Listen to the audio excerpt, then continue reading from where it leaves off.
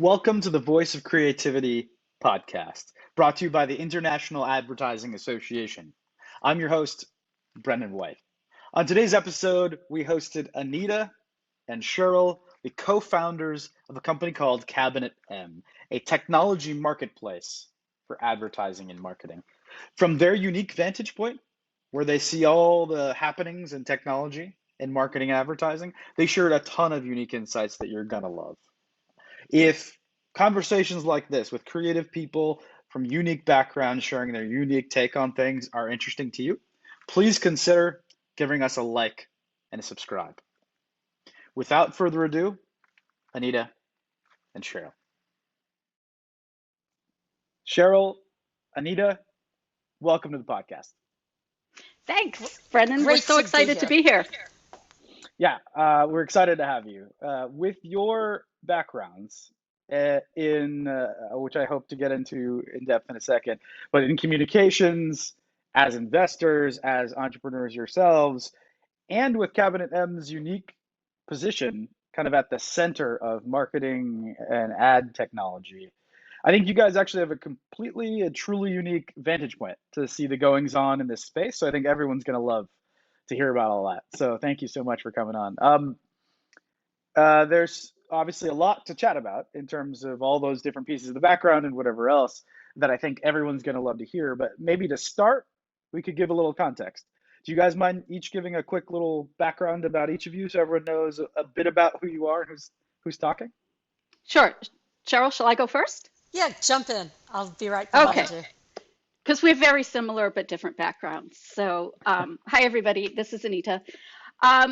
So I have a long background in marketing. Most of my career was spent in marketing and in the startup world. Um, I am buried in marketing technology today, but I like to tell people I've been around so long. I started in marketing before there was marketing technology. So most of my career was spent Pencils and paper. exactly Pretty pencils and much. paper and spreadsheets. Yeah, and a lot of creativity. So long career in marketing in startups, and then exited that and moved into the angel investment world, joined an angel investment group, and spent several years doing that.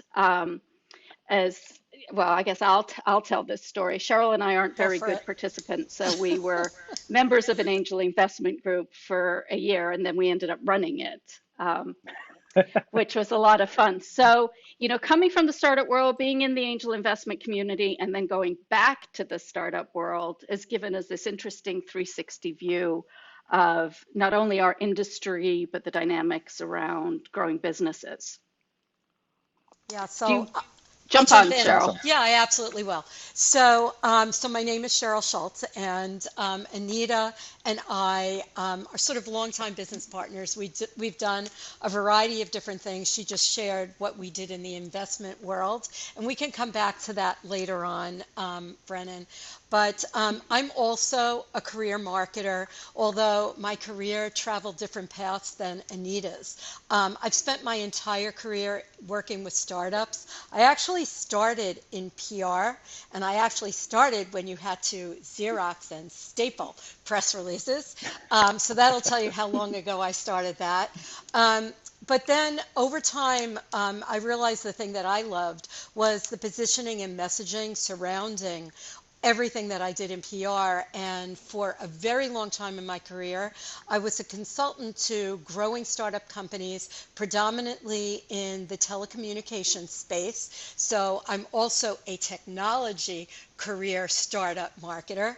And, along the way, I did end up in an angel investment firm. And, the thing that Anita didn't emphasizes the fact that that investment group funded female-owned and operated startups. So that was sort of an interesting turn as well, in terms of really, a passion, sort of project.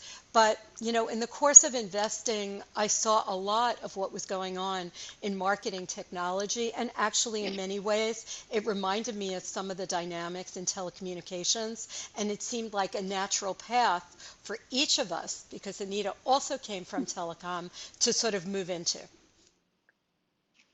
That's awesome. There's several things in there that I want to dive into, but maybe to start off, where and when and how did you guys first get connected with each other? Yeah. Yeah. So we got connected in the telecoms industry.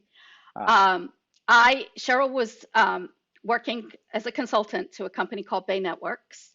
I joined Bay Networks. I stayed a total of 6 weeks there before I was oh poached wow. away. And I was introduced to Cheryl. I think we shook hands on her last day there. So that was like the first hello, how are you? And then we each knew of each other's reputation. But it wasn't until several years later when people started to bring us together on advisory boards that we got to know each other. And we Oh traveled around nice. the country to advisory board meetings together. And people liked to have both of us on because we argued like cats and dogs. We brought very different perspectives to the Yeah. table. You Yes. know, That's I'm surprising a, with a similar background. You brought oh, Oh, kind of contrary absolutely. perspectives. Our differing points of view have served us very, very well. It served us well on those boards. It served us very well when we were running the investment group. In fact, in many ways, we ran that group so that we could really see if we could run a company together because we come at things from almost polar opposite ways. And I'll just tell a very brief story. While we were Of course, doing yeah. the angel investment work, um, there was someone on the West Coast who was doing, some deep research on angel investors. And every month he would ask angel investors in our group in particular to fill out this form and talk about why you invest in certain things, how you think about the world, how you think about deals, etc. And at the end of that, he came in and he was sitting next to me, and his research associate was up front presenting. And it was interesting because everyone was clustered in the middle, and there was a dot on one side and a dot on the other side. And I said to him, well, that's sort of weird. Everyone's in the middle except for those two dots. And he says, yes, because that would be you and that would be Anita. So, you know, So you guys um, had very kind of like polar opposite opinions on, in this case, that specific company, or how did? oh no, this was no, just in in approach to general. investing. Yeah. Ah, I mean, I okay, think so it more really, macro.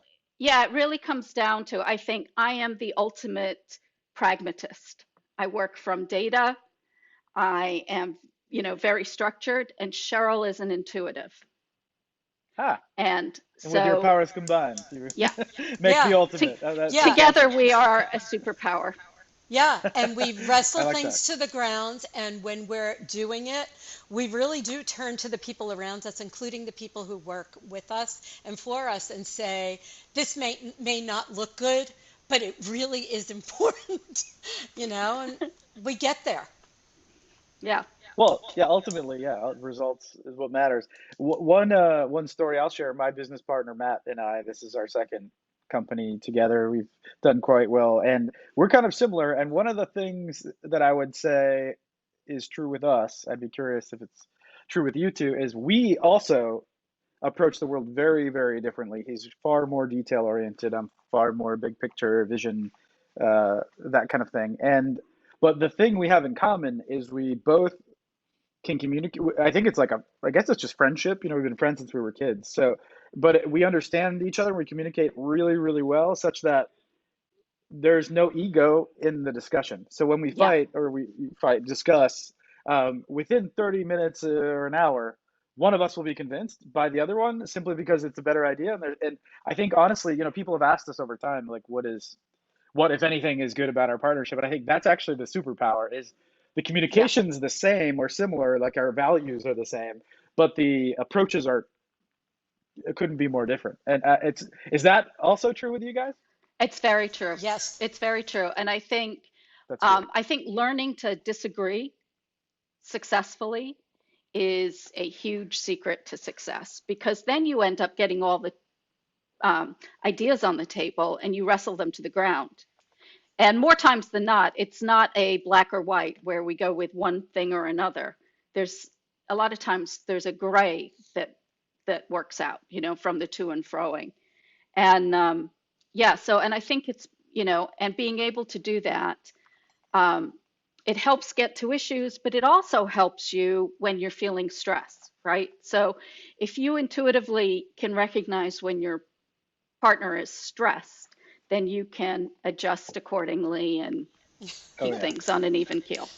Yep. That's Hold another on. huge part. Yeah.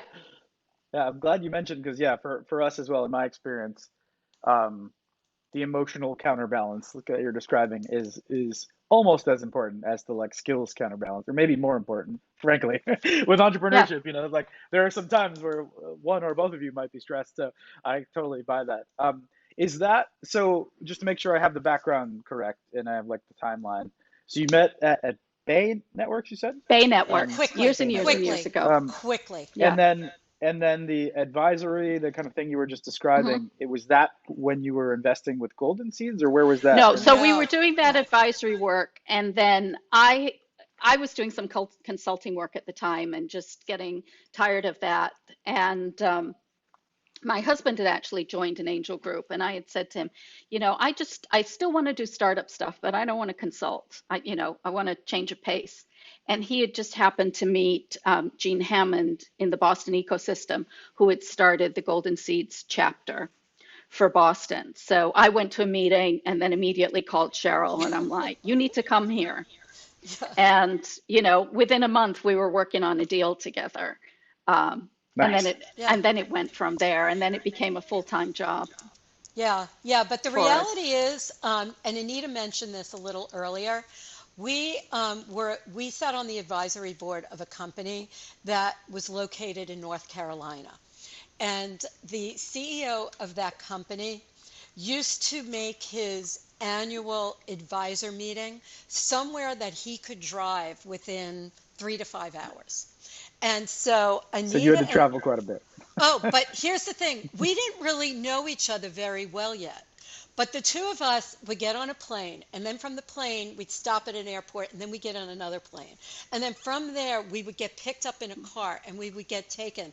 And we would, be sharing rooms and getting, like, having all these crazy adventures around that most people don't get to do. And the truth is, when you're traveling 9 or 10 hours, which is really what it took us in order to get there with someone, who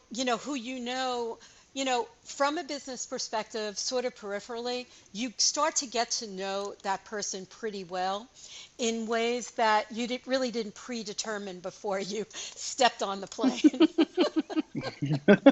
I mean, So, and That's really, awesome. yeah, and really the big thing Cheryl's talking about is we traveled to the Outer Banks in a hurricane. we did. We did. And honestly, I walked out of a building and I was holding an umbrella, and literally the umbrella went like this, and I landed butt side down in like a long car that they rented to take us to dinner. And it was like, why are we going to dinner? We're dressed up. It was like that point in time in the world where you got Yeah. dressed up to go to dinner. We're like dressed up. It's pouring. There's so much wind, and we're going to a dinner. It was insane. And yeah, it was really insane.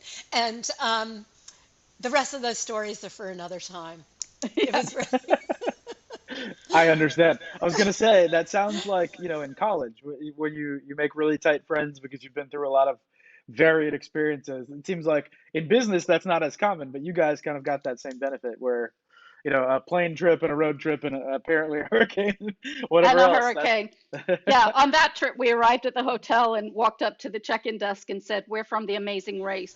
We're here for our next clue." It was it's just crazy. It's true. Like, we got in the car, and the person who picked us up, they had just done like their monthly shopping at BJ's, and there was barely any room for our luggage because the entire trunk was filled with water and snacks. And I think they gave us They were snacks. preparing for an emergency. Yeah, exactly. Exactly. Oh, That's a bonding experience. I totally It buy is. that. That's It how yeah. you is. get to know each other far above and beyond the average team. Mm. So, okay, so that's when you really started to learn you'd work well together, I think, probably. Yep. And then how much later after you guys started working kind of on that together was Cabinet M? It was Maybe probably about 7. 4 years. Yeah, so it was May, 4 years because we started at Golden Seeds in 2007, right? And then we yeah, did the we ran it. investing, then we ran it till 2011. And then I got sidetracked. So we always thought we would do something together. That was kind of the whole thing. Let's do this thing at Golden Seeds together, see if we can work together and then start our own business. Um, but I got dragged into a portfolio company by the VCs that were on the board with me. And they bullied me into becoming an interim CEO, which lasted for 20 months, 24 months. And so that completely diverted what we were doing. So during that time, I went and ran, going from telecoms to running an e-commerce startup for tween Ooh. girls. Oh, This, wow. yeah, That's a we had pivot. it's a pivot. We had a platform that let young girls design clothes and then we manufactured and shipped them.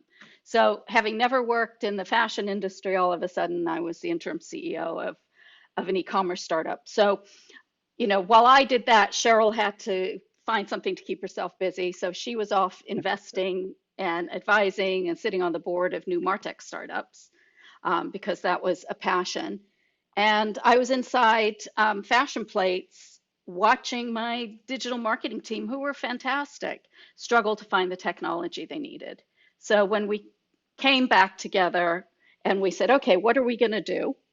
And both of us, outside of work, love to shop. So it took 2 weeks to get, the idea for a shopping site out of our system.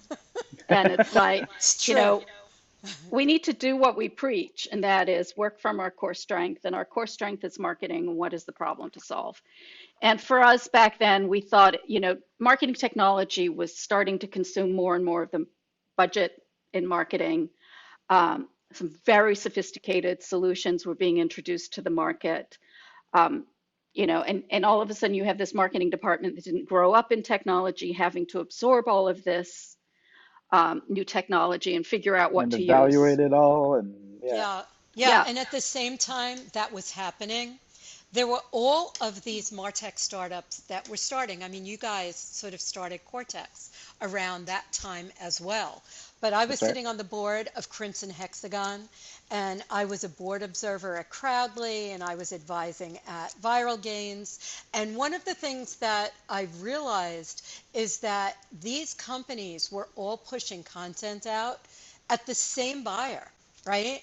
And there was so much noise in the market that That's right. it was getting increasingly difficult for, this sort of rolling thunder of companies to start reaching their prospective customer.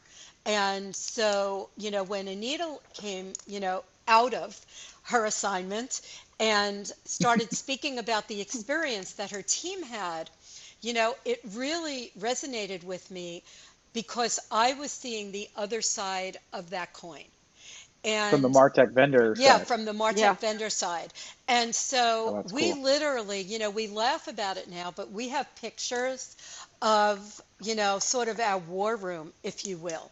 We were down in Anita's basement, okay, truly, and everybody should have a first office like that.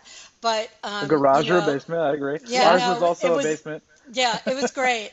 And, we basically had things all over, cork boards. And if today you look at some of the underlying themes and the underlying rationale for Cabinet M, they still hold true. We looked out and said, That's awesome. marketing is becoming a technical role. There'll be more and more technology that's used in order to acquire, engage, and retain customers. The create the customer experience sort of came a little bit down the road. Marketing will more and more, from a technology perspective, impact revenue for these organizations. And there needs to be a new way of doing that. And so, those were our marching orders in Cabinet M. We started, by looking at it in one way, but, being two marketers, we did what we do, right? We went out to the market and we started speaking to, every marketer, every CMO, every, anyone that we knew who was in that space about what they were doing. And so we started by cataloging this directory, right? And building a marketplace where marketing people could find the technology they needed, and technology companies could reach their prospects, right? And of course, that's a marketplace. You have to get it to clap.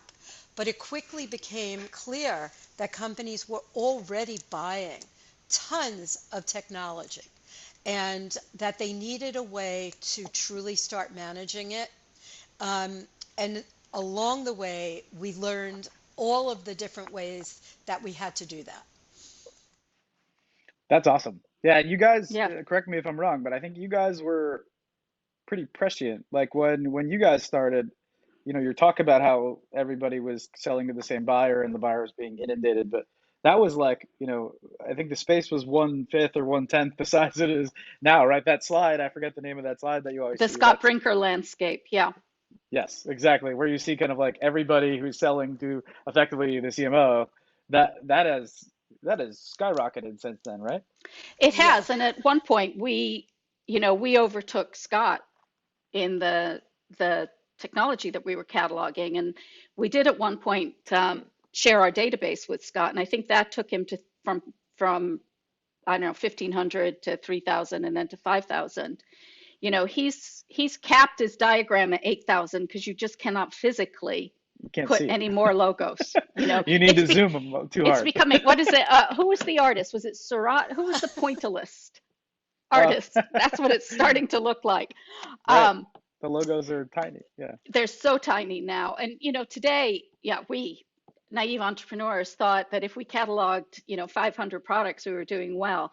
Today we have 15,000 products on the platform. Yeah. And I And Yeah. totally believe it. yeah, and here's the interesting thing. There's some really interesting learnings. One is we continue to be shocked how many very large companies don't know what technology is being used internally. They cannot Yep. answer that question. So that's a big shocker. Um, the I think the difference company to company when you do catalog the technology is really extraordinary.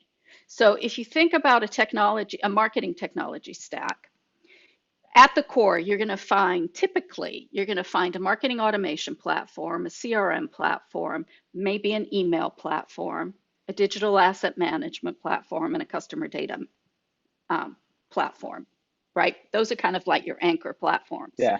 And Agreed. each of those, there are 40 to choose from for each of those.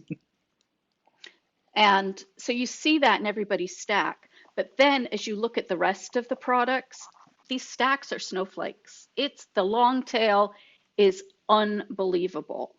And how people have pieced these together is really extraordinary to look at.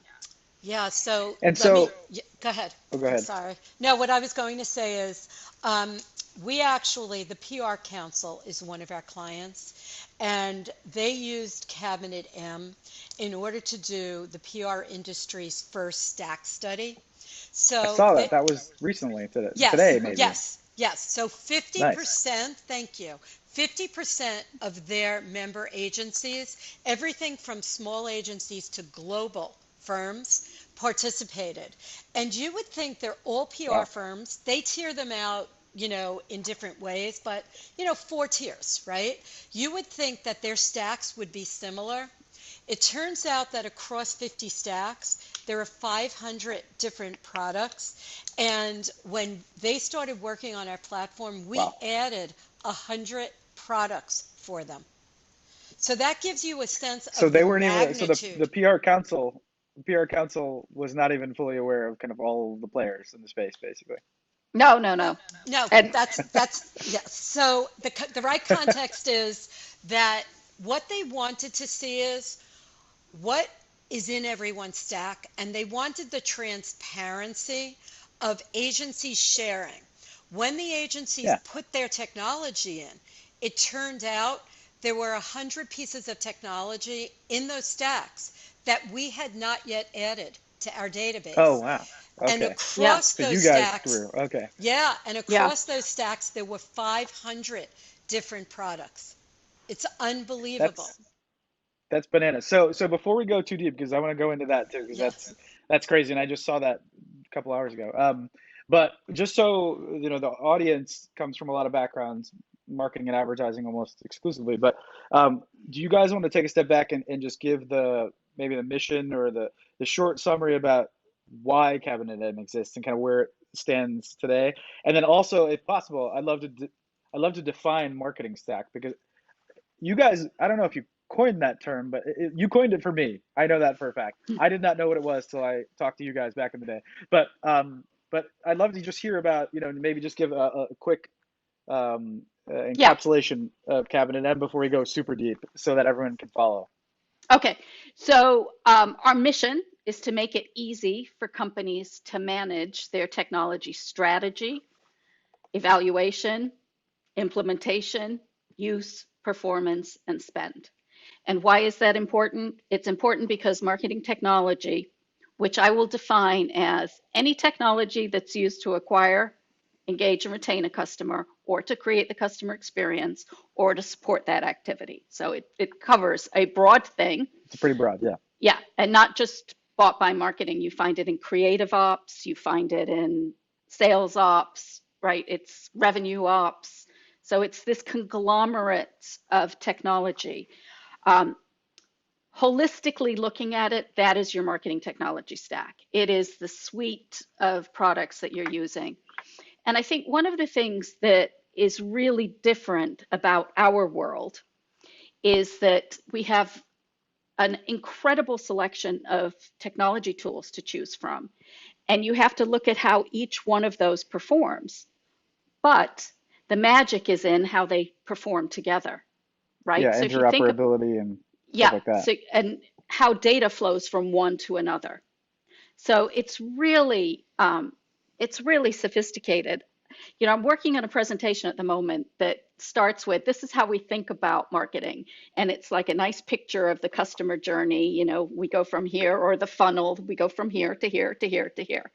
And then Gartner has just created this thing about the always on marketing machine that looks like I need to just put minions, those little cartoon minions all around it, because it looks like, what do they call those things? A Rube rube, Goldberg. yeah, that's what it looks like.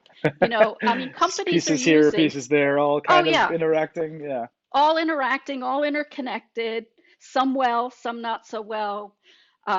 Companies are using technology they've developed themselves as well as stuff they've acquired. Um, they don't know what's connected to what, and they have, and at the same time, marketing is now being tasked with revenue objectives.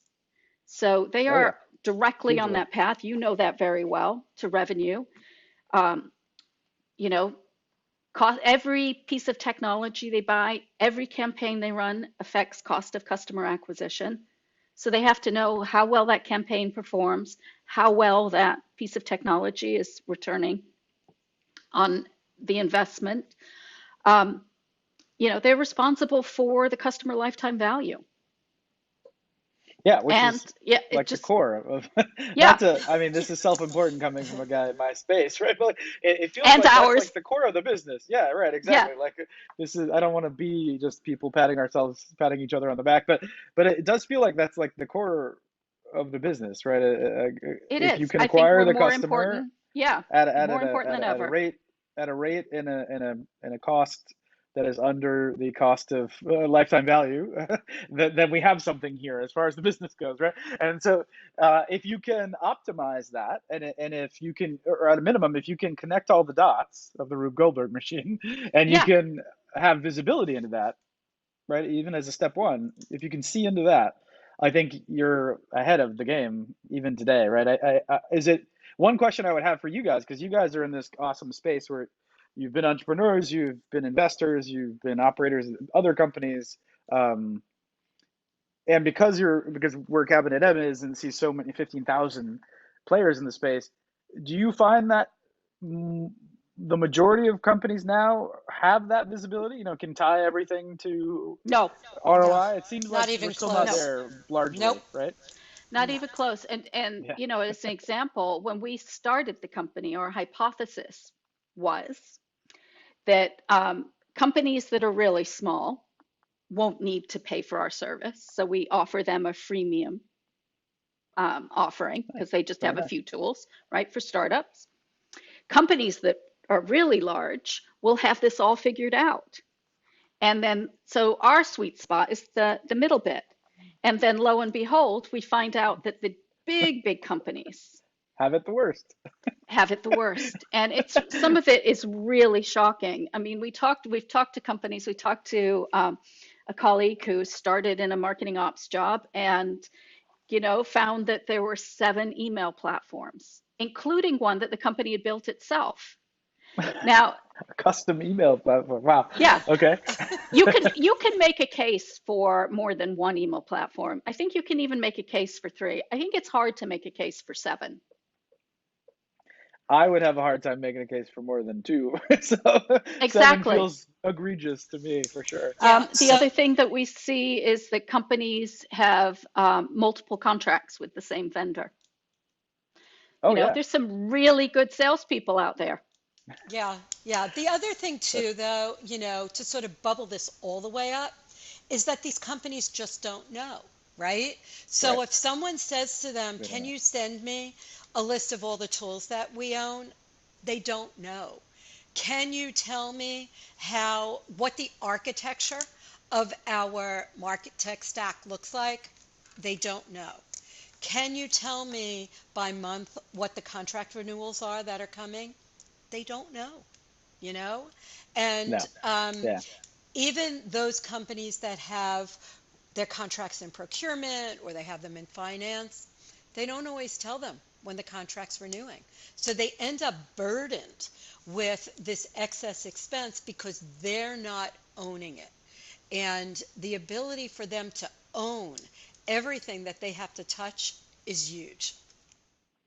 Yeah, and Yeah, you're talking on a lot of topics that are all, I think, near and dear to anybody in this space's heart. Like zombie products, right? For example, Yes, is a good yes, name, right? yeah, yes, yes. And I think the dirty secret, having a lot of friends on the vendor side, on the tech side, the dirty secret is, one person's zombie product is another person's ghost MRR, right?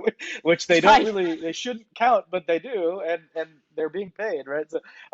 So yeah, so okay, not to try apologize if this is a bad summary, but it seems like the average company still could dramatically benefit just from having visibility into what's happening, right? Yeah, Like the matching thing you started with and that you talked about just a minute ago, that's also very valuable, right? Like figuring out exactly who fits where and understanding your needs internally and what software might fill those needs. But it seems like there's a step before that the marketing world are deficient on, which is oh, like even absolutely. understanding like the right hand talking to the left. The funny thing is, the whole time you both were talking, I was nodding because I was on the agency side, the agency we founded for many years, and then now I'm on the vendor side, and I've seen that from both those sides 1,000 times, like almost every time, right? Like almost every single time. We've just gone through that weeks ago at Cortex. The company. There's like one small country that doesn't want to use Cortex because they have some other thing, but all the Right. powers that be want to use Cortex. Everyone else uses Cortex. So there's this one little holdout, 5-person team that like doesn't plug into the rest of the globe for this giant, cosmetics company. And it's just and that's just one tiny little example in our little fiefdom, and I'm sure that happens everywhere. Like Oh, it there's does. as you Yeah. said, 7 email platforms for some reason. And so okay, so for Cabinet M, is it correct to say that somebody can use you guys to start hashing that out and kind of Yeah, find the and in ground fact, truth of what we're paying for and stuff? yeah, Yes. and in fact, that is the reason that people come to us. So they come to us because they've got to get their hands around this.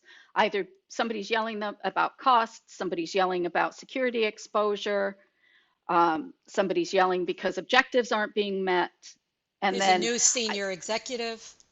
yeah. And so I think, one of the things is that this, in no other department would it be acceptable to say, I don't know. what we're spending on. But I think it's a legacy of how we looked at marketing in the past. Back in the olden days when marketing was just creative and not metrics driven, we used to just, maybe we could talk about cost per lead, but it was very Right. difficult to connect all of that together. So marketing kind of got away without having to justify things. But one of the things we find is that with our, as companies get their hands around this, and we make it very easy to do that on our platform, they typically can reduce their tech spend by 20% within 6 to 12 months. And when I you're a believe it. company spending millions of dollars, that's a significant cost savings. And then the Oh, other yeah. thing that we didn't talk about, because you're talking about how important we are in marketing, is that in addition to all the today stuff that we're responsible for in marketing, you know, it's also the area that catalyzes digital transformation, right? So it's the first place you're, using digital technology to interact with your customers and to deliver that customer experience. So imagine you're sitting in an executive meeting and somebody says to you, okay, so we need to come up with our digital transformation plan. And you're the marketing team, you don't even know what technologies you already have. How do you even move Right. forward? When What can we you can't draw move from? forward, Yeah, yeah, you when you really don't know can't. where you are. So I think that's a big thing. And then I think particularly for the audience that I hope is listening to this, which I'm hoping there's a lot of great creative advertising folks, one of our really interesting learnings in all of this is the move, what I would call the move back to the agency. Because when we started CabinetM, in our first year when we were doing all of our market validation work, we talked to corporations and we talked to agencies. And we talked to some very, very large agencies who, we had one senior vice president that was responsible for like some giant accounts. When we asked her about technology advice, she said, oh, they don't pay me enough to do that. So Literally. she was just head in the sand. And at the same Wow. time, on the The ostrich approach. yeah, exactly. On the brand side, people were getting rid of their agencies because they're like, well, they don't know any more than I do. You know, Yep. we're all lost. And so what we've seen over the last 5 years is this great migration back to the agency relationship. And That's awesome. I think that's really good, right? Because then you bring thinking into the brand and the strategy from outside, so you get the benefit of that. But we find that agencies are really stepping up, learning the technology. And in many cases, there's some specialist agencies that'll come in and sort out your tech stack for you. But I think even in sectors like you look at advertising, you know, advertising agencies today, many of them will come in and they will lead with, this is the technology we think you should be using. This is, this is what we have in house and you can subscribe through us, or this is what we will implement for you. And I think that's a good thing. I think more heads are better. Yeah, Do you? I'm sorry, go ahead. No, no. Go ahead again. Yeah, one of the things I wanted to add one other thing also for your audience, which is, we're starting to see the creative operations team. And those folks are using a large number of tools themselves. They're using them for video, they're using them for images, they're using them for imaging and integrating with other parts of the stack. And they're living right alongside of MarTech. And we're starting to see those folks as customers, which is really awesome. And they're connected into their agencies, which is how they were brought to us and our attention in the first place. That's cool. And you guys Mm. are really good because that was going to be where I drove the conversation anyway, uh, as because you guys have such that unique spot. You're sitting in the middle of all of this data about which companies and agencies use which technologies. You guys, I bet, I'm sure you're aware of it, but you guys have this really unique um, vantage point, right, from which to see the goings on. And so I was going to ask, basically, what are the macro trends you're seeing? Because I think, other people, especially people at a brand, right, they they see kind of one data point to these are the softwares that we use, and maybe they got a couple of friends, but they don't see at the scale you guys see. So one of the trends, it sounds like, and I'm actually surprised to hear you say that, because in my career I've felt that it always the pendulum, I call it the pendulum, swings Mhm. back and forth. More agencies, we're then we in-house, and then we Yeah, agency again, right? And so I kind of felt we were on the in-housing side, but you're saying we're it's actually going coming back to back. agencies already. All right. Yeah, Yeah, That's cool to yeah, know. yeah. That's an insight for me, which is very yeah, useful. So yeah, are there any, the way I kind of view it, and correct me if I'm wrong, but I feel like you guys have a view almost like the underlying tectonic plates that are shifting, right? Each Right. person has their own little view of what's happening in their neighborhood, but you guys kind of, because you have so much data, you kind of can see the bigger picture. Are there any other kind of like you just said, kind of creatives plugging into marketing, right, is a great one. And obviously that near and dear to Cortex's heart. That's all we care about, is helping creatives make better content with data, basically. But what other trends, if any, are you guys noticing that are interesting or surprising, or that you Um, think the audience might want to hear about, if you can yeah. share? Yeah, no, of course. So one of the things that we do is we aggregate all the data from and anonymize it, that from all the That's stacks that cool. are being managed on the site. And so we give people the ability, our subscribers, to go in and mine that data to see the most popular products in a category. Or they can go in and say, okay, well, I'm using Marketo, I'm using Salesforce. What are other companies of my size that use those two platforms? What else are they using? So That's that's where we awesome. are today. Over time, we'll be able to really dive deep into performance and integration details when we apply machine learning to all of that data. So I think right now we've probably got the biggest set of technology adoption data in the industry. But I so, think you do. yeah, I You think we definitely do. do. I think some of the macro trends, I think, if you're talking marketing automation, you're generally talking um, HubSpot, Marketo, Eloqua, and Pardot. There are a lot of marketing automation platforms. Those are the four that show up um, as their revenue shows. In the early days, HubSpot was much smaller than the others and has steadily increased year over year.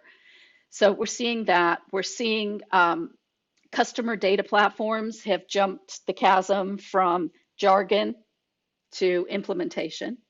Oh yeah. I think one of the areas of jargon that has not jumped the chasm is account-based marketing. Um, we have people have See it account. everywhere, but yeah, How is maybe it not different than marketing, widespread. Yeah. right? If And you are, I think it needs to define that in everyone's mind if it's going to jump the chasm. I agree with that. yeah. So I think there's lots of back and forth on that. We are starting to see artificial intelligence on the other side of the chasm. So here's what happens in marketing. If we're all marketers, and the three of us here are all marketers, we all suffer from a common illness, and that's marketing jargonitis. And that, you know, nobody loves acronyms more than the marketing community. no, Nobody loves the shiny new thing The federal more than, government might give us a yeah, yeah, run for our money, but it's up there. yeah. okay, But it's the shiny new thing, right? And so Yeah, what happens on 100%. the shiny new thing? So let's take AI, for example, right? So people start writing about AI. Then you go to a trade show, and within a quarter of people starting to write about AI, you go to a trade show, every booth has a bullet that says AI enabled. Now, the Right. reality is AI AI only makes washing. sense if you've got a giant data set to work with. Correct. AI does not That's make right. sense for a tiny data set. So, That's right.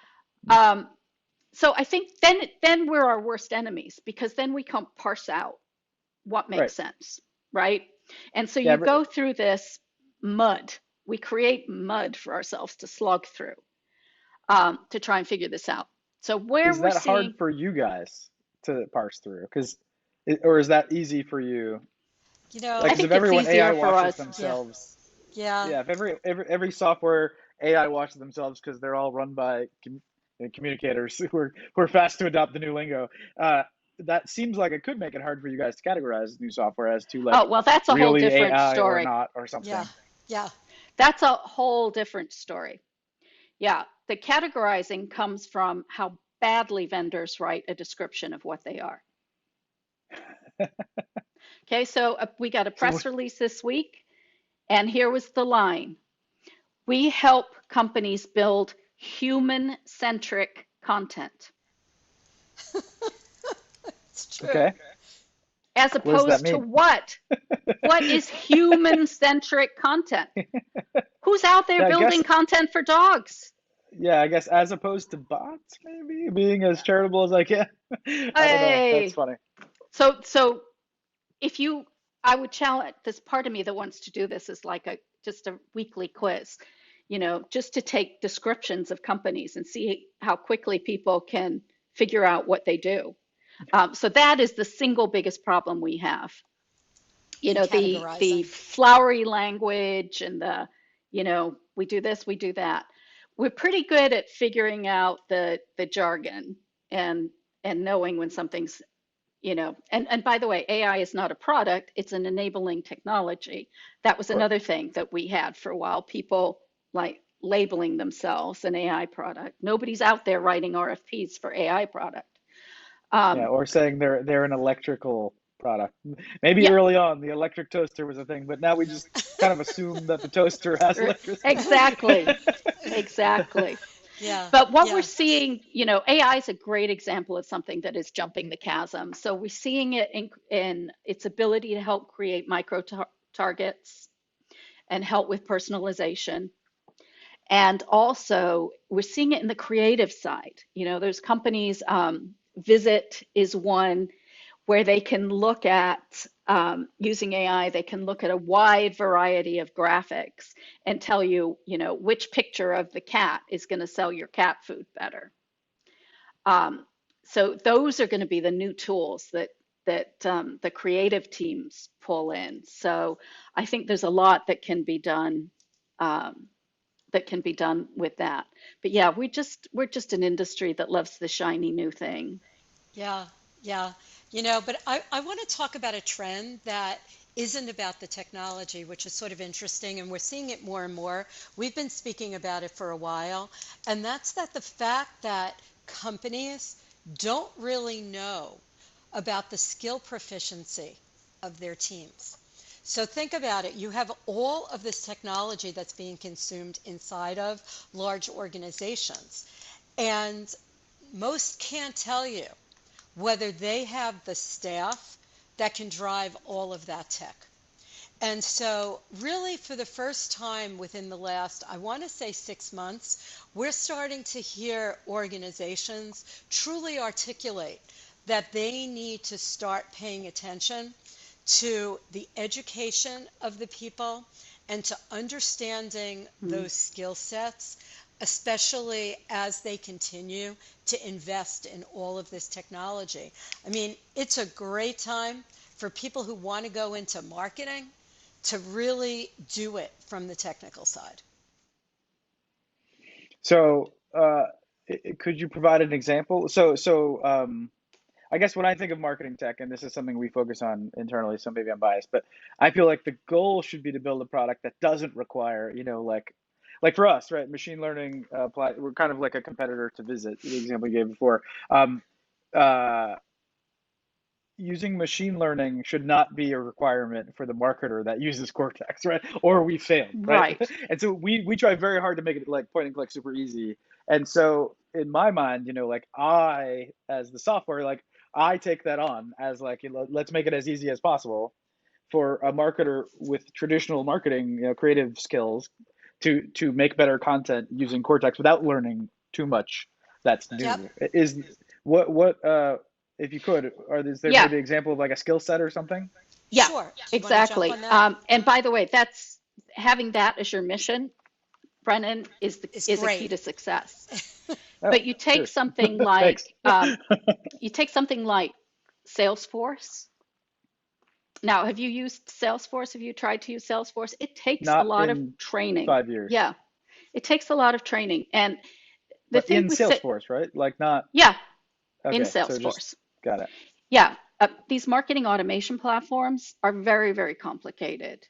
And and so what happens is companies acquire them and then they only use a small percentage of the functionality because people get comfortable with like the surface layer and then don't realize all of the benefits they could derive by really digging in and learning. And I think so and then the other thing is that these companies acquire these platforms that, they could spend $1 million a year on these platforms that are integral and at the core of everything they do. And then the first time they find out that they only have one expert in-house is the day that person resigns because Yeah, they've and not no been one knows how to run tracking. it. Nobody knows how to run it. And we've seen that, we've seen it. We've had companies come to us. So that's another, by the way, that's another argument for staying close to agencies, because if you can't afford your own internal redundancy, you better be close to some agencies that can backstop you in that sort of thing. So yeah, so this this kind of matching up the skill set with the tech stack you've bought is really important. That's awesome. I had not really thought about that. Now you make me want to go make sure we're getting our total use out of our HubSpot subscription. You should. Maybe we're just You using should. the top layer too. We probably Yeah, are, so honestly. it's really interesting because the other thing, and it gets back to the shiny new thing, another way people bloat their expenses is they have a new requirement and they go off and buy something new without ever looking to see whether platforms that they already have that as a feature set and could address that requirement. And I do think, so another key trend is marketing teams are getting much better at writing use case driven requirements. I need to be able to do X. I want to deliver Y, as opposed to I need a CRM, I need an email platform. Right. And then, Outcome specific. Yeah. yeah, exactly. And then the marketing ops people can take that and look at their inventory and say, you know what? If we connected this one and this one, we could deliver that functionality with stuff that we have in house. That's cool. So thank you. This has already been much more valuable, even for me. Like there's things I need to go focus on in my company, but I'm sure the audience loves it. You guys shared so many good insights. One final thing I wanted to touch on before we run out of time. Hopefully it's interesting to you. You guys launched something recently called Library M, right?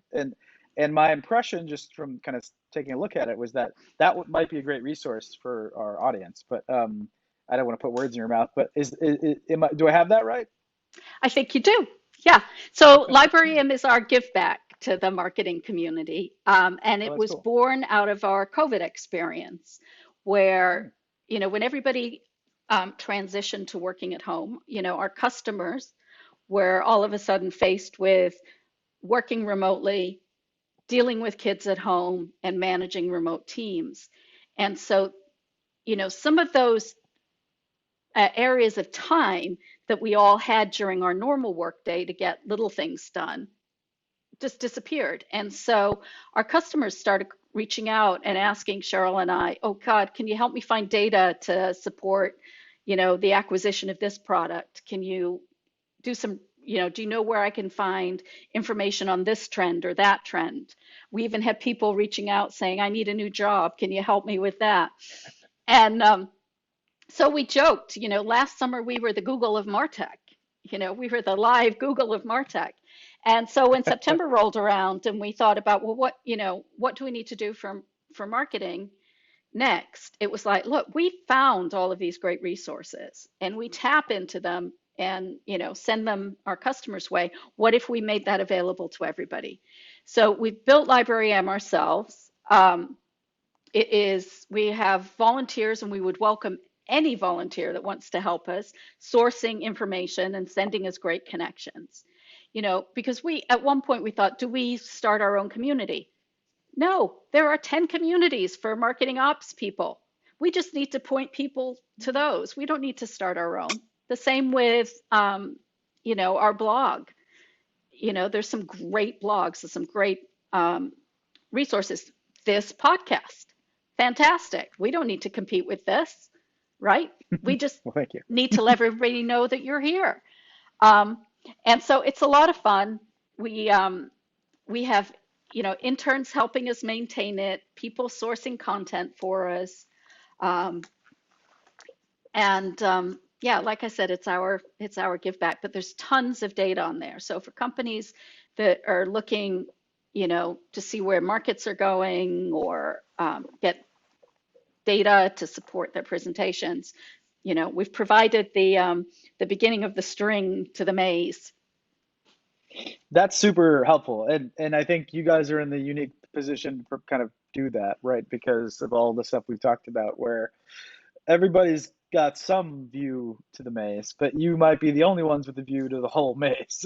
Yes, So yeah, if you can exactly. help us start, even just help people start that, as a guy, when we do fundraising, it's always kind of incumbent upon us to go find the latest data about who our competitors might be and Yeah, how big they are and, how the space has changed. And I might check you guys out first next time. That's really helpful. yeah, Absolutely. And let us know what else you need that isn't there. I'll do that. Yeah, actually. yeah. Well, when we go to fundraise, if you don't have it, I'll send you an Instagram and say, hey, what the There hell? you go. I need this. Yeah. I Where's need all this this. stuff at? Yeah. Yeah, yeah, yeah, yeah. That's cool. Well, thank you both so much for coming on. This has been amazing. Even more informative than I expected. So I think everyone's going to love it. And hopefully we'll have you on again in maybe a few months or a year when you have more stuff to talk about. I'd love to have you guys back on. Yeah, Yeah, we'd love we'd to love come it. back. Thanks so Yeah. much.